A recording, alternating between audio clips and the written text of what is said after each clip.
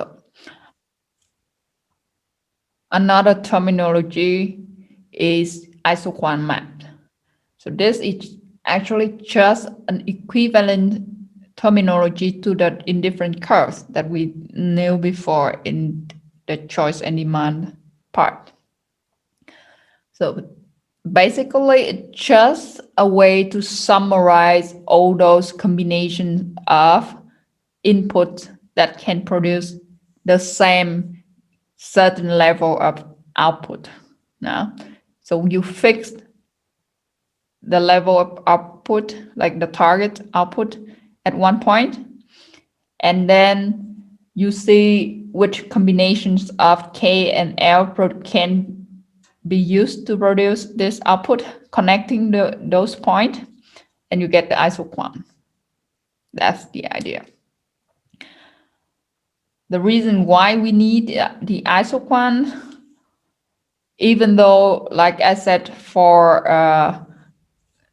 the production, you could have like a 3D maps because production is something less abstract, but still it's hard to convey the information with a 3D maps like this, right? It's quite messy. So that's why we turn it to a two-dimension graph with labor on one axis and capital on the other axis. So each of this line, now when you move along this line, you have the same level of output, but using different combination of input. So along the line, the slope of the line, what it tells you, it will tell you how one input can be substituted for the other in order to produce the same level of output, right? So each isoquant only represents a unique level of output. Remember that. And if you want to have another level of output, you have to move to a different isoquant. And the more we move to the right-hand side or upward or north is however better for your memory. I'm always bad with direction, so doesn't matter, but I always like to think about it like moving toward the right. The more you move to the right, the higher output level you're looking at. So Q equals 30 is definitely above, or like moving to the right of Q equals to 20. General idea, nothing new. Another good old brand, but now with a new name, is the marginal rate of technical substitution, which is the brother or the sister of the marginal rate of substitution that we learn in the demand and choice part. Now, so again, what does the slope of the isoquant or the indifferent curve tells us? It tells us basically how one variable change when the other variable change. When our utility level or production level is fixed at one point, that means on one isoquant. So in this case is how K changes when L change, right? That is, for example, if you want to use more labor or if you want to reduce the labor input, then how much capital you have to substitute for this reduction in labor. That's what the slope measure. And because of the substitution nature or the trade-off nature, like the utility case before, the slope of the isoquant is in general negative. Remember? So keep that in mind. And then once we have the slope, we multiply it by -1, or we take the negative of the slope. So negative of negative, because the slope is negative now. That means we arrive in some positive measure. And this measurement is called the marginal rate of technical substitution. I mean, it's just technical because we're talking about production, about some technique that allows us to substitute one input for the other to some certain extent. Like I just said, multiply -1 by a negative, you arrive in a positive. So the marginal rate of technical substitution, the RTS, will be positive, and it is diminishing as you move further in one direction. And it is, for one example, when you keep increasing inputs of labor. So the more you have labor, the harder it will get to reduce further capital, right? For example, if like you producing wheat on a farm, and then you have 5 tractor and 5 worker, and then you reduce 1 tractor, increase 1 labor. That is still okay now.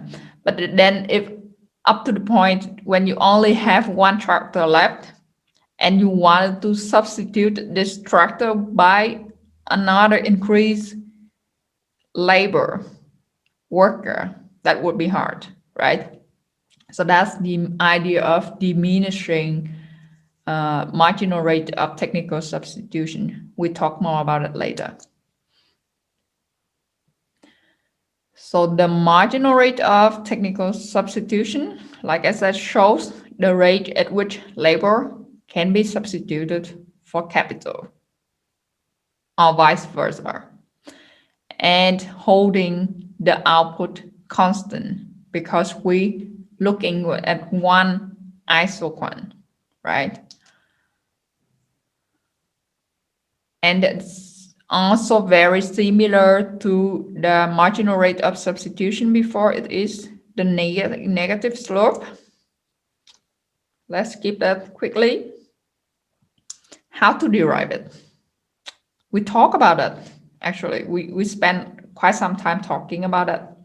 We need 2 things: the total differentiation of the production function. Now,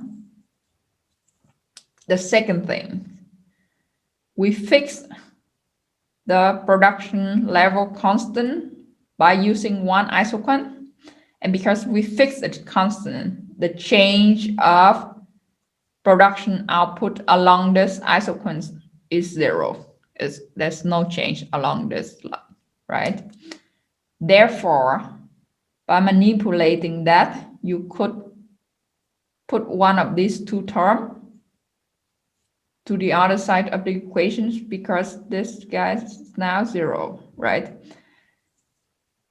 And then taking the ratio, you will arrive in this result, which says that the marginal rate of technical substitution of L for K will equal the ratio of the marginal productivity of L divided by the marginal productivity of K. Now, so if you're still confused with that, go back and watch the video about how to derive the marginal rate of substitution in the utility case, and also what is the relationship with the slope of the indifferent curve. It's very similar. So we know that it will be positive or at worst 0. That means one cannot be substituted by the other. All right. However, we cannot say that the marginal rate of technical substitution is diminishing just because the marginal productivity is diminishing. Why? I show you on the board. Okay, let's go on with the marginal rate of technical substitution now. So the RTS L for K equal MP L over MPK, right? And that is in this case 6K to the power of 0.4 times L to the power of minus 0.4 divided by 4 K to the power of minus 0.6 and L to the power of 0.6. We could already simplify it here. 3 over 2. Now, times, so if you move K to the numerator, it becomes to the power of 0.6 plus 0.4, so that's K. Similar, we could do that for L, but move it to the denominator. So that would be L, right? To the power of 1, both. Okay, that is the RTS. So now let's see if the RTS is diminishing. We do that by taking the derivative of the RTS with respect to L. So, because with respect to L, everything else stay constant, we could rewrite already 3 over 2 times K times, okay, so now we have 1 over L. So then, which is L to the power of 1, minus 1, right? So the derivative of it will be minus 1 times L to the power of minus 2, which is actually could be written as 1 over L squared. So because of this minus 1, you see that this derivative is negative when K and L positive, right? So diminishing.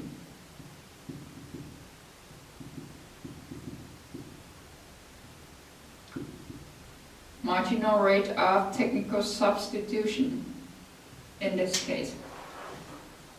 So now the point that set on the slide is that it's easy to think about it this way now, because we have shown that MPL and MPK diminishing. So it's kind of easy to think, okay, because both of them diminishing and the RTS is just simply the ratio of the two, so that is also diminishing, right? Unfortunately, that's not the case. To see that, I will write down the general derivation of this RTS with respect to L, the derivative, the one we do here, but now in a general sense. So it will be Fk square, Fk is equivalent to MPK, right? Times L, then minus 2 Fk, Fl, Flk. Then plus F square L times FKK. So FKK and FLL is the second partial derivative of the production function with respect to each input. Now, so all derivative, not cross. And the FLK is the cross derivative. So FK to the power 3. Okay. So diminishing means this whole thing is negative. So diminish.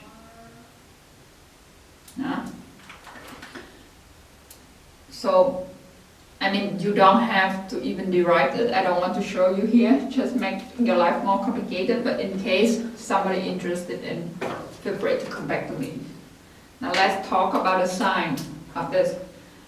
We assume that the firm will operate on a range that the MP, the marginal productivity of input, will be positive, right? Otherwise it wouldn't make sense. And because of that, the denominator is positive, right? Because FK is positive. So the sign of the whole term will depend on the sign of the numerator.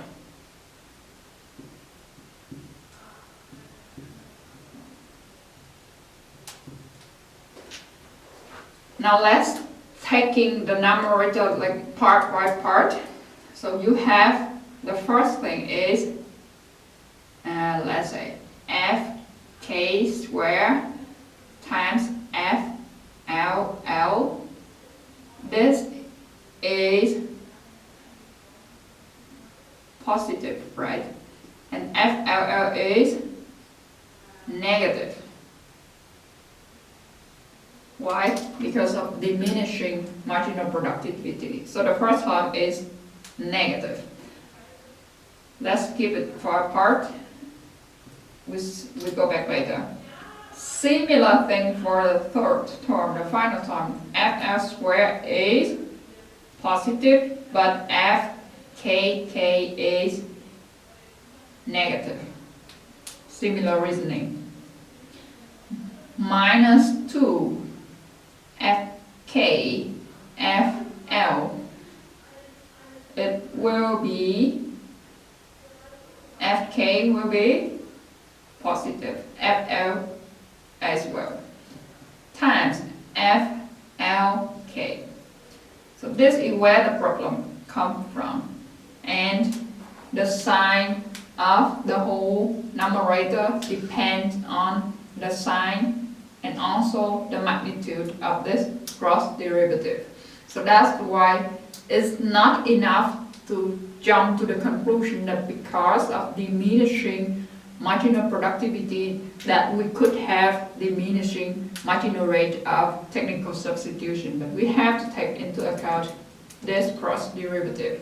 But for now, for simplicity, we will just assume that.